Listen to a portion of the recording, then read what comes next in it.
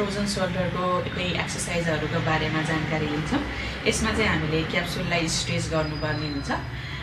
Capsule चाहिँ हाम्रो interior अनि इन्फेरियर अनि पोस्टेरियर क्याप्सुल हुन्छ। सुरुमा चाहिँ हामीले इन्फेरियर क्याप्सुललाई स्ट्रेच गर्छौँ। यसको लागि चाहिँ हामीले दुईटै हातलाई यसरी क्ल्याप्स गर्नु हो अनि जति सकिन्छ त्यति माथि लानु भनेर पेसेन्टलाई इन्करेज गर्छौँ।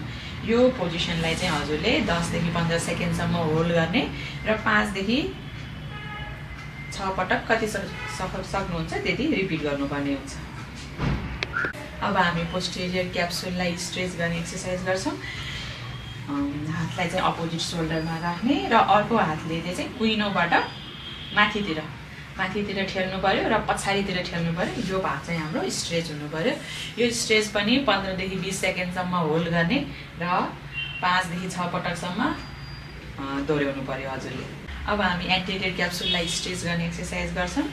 फ्रोजन सोल्डरको केसमा चाहिँ यो पछाडि समाउनै गाह्रो हुन्छ। पहिला समाउन खोज्नु होला, समाइसकेपछि चाहिँ जति पछाडि जान्छ त्यति पछाडि लान खोज्ने। यसलाई पनि 15 देखि 20 सेकेन्डसम्म होल्ड गर्ने र 5 देखि 6 पटकसम्म दोहोऱ्याउने। अब चाहिँ हामी पेन्डुलर एक्सर्साइज गर्छौँ। पेसेन्टलाई एउटा हातले कुनै पनि सर्फेसमा सपोर्ट गर्न लगाउने, एउटा हातलाई चाहिँ जुन चाहिँ बिरामी हात छ त्यसलाई चाहिँ मजाले झुन्ड्याउने, पेन्डुलम जस्तै झुन्डिनु पर्यो र हल्का घुमाउने। सर्कुलर मुभमेन्ट, गोलो गोलो मुभमेन्ट हुनु पर्यो। सानो सानो सर्कलबाट ठुलो ठुलो सर्कल गर्दै जानुभयो नि हुन्छ। 10 देखि 20 पटकसम्म गर्नु पर्यो।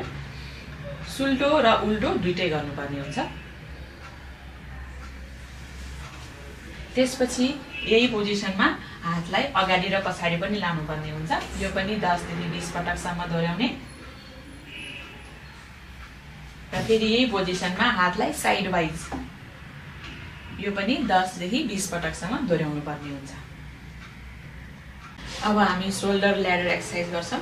भित्तामा हातलाई भर्याङ जरे जस्तै दुईटा औँलाले माथि चढ्नुपर्ने हुन्छ। बिरामी हातलाई चाहिँ या दुईटै हात गर्नुभयो पनि हुन्छ। दुईटा औँला यसरी माथि लानुपर्ने हुन्छ। जति सकिन्छ त्यति माथि लाने अनि होल्ड गर्ने।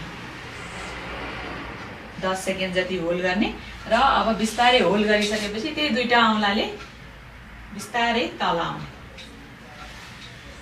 यसलाई पनि 10 पटकसम्म अरू दोहोऱ्याउनु भयो हुन्छ। चाहिँ भित्तामा यसरी राख्छौँ र मजाले घुमाउन इन्करेज गर्छौँ।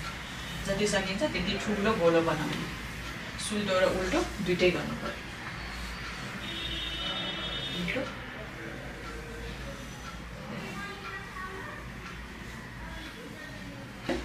अब एउटा हातले यसलाई माथिबाट समाउने र अर्को हातले यसरी तलबाट समाउने र जसरी हामी नुहाउने बेला जिउ पुस्छौँ त्यस्तै एक्सन गरेर तलमाथि गर्न सक्छौँ। सकिन्छ भने होल्ड पनि गर्ने, यसलाई नभए तलमाथि गर्नुभयो हुन्छ। 10 देखि 15 पटकसम्म गर्नु होला। अब फेरि हातलाई पोजिसन चेन्ज गरेर तलपट्टि समाउने अनि फेरि अर्को हातले माथिपट्टि समाएर तलमाथि गर्न सक्छौँ।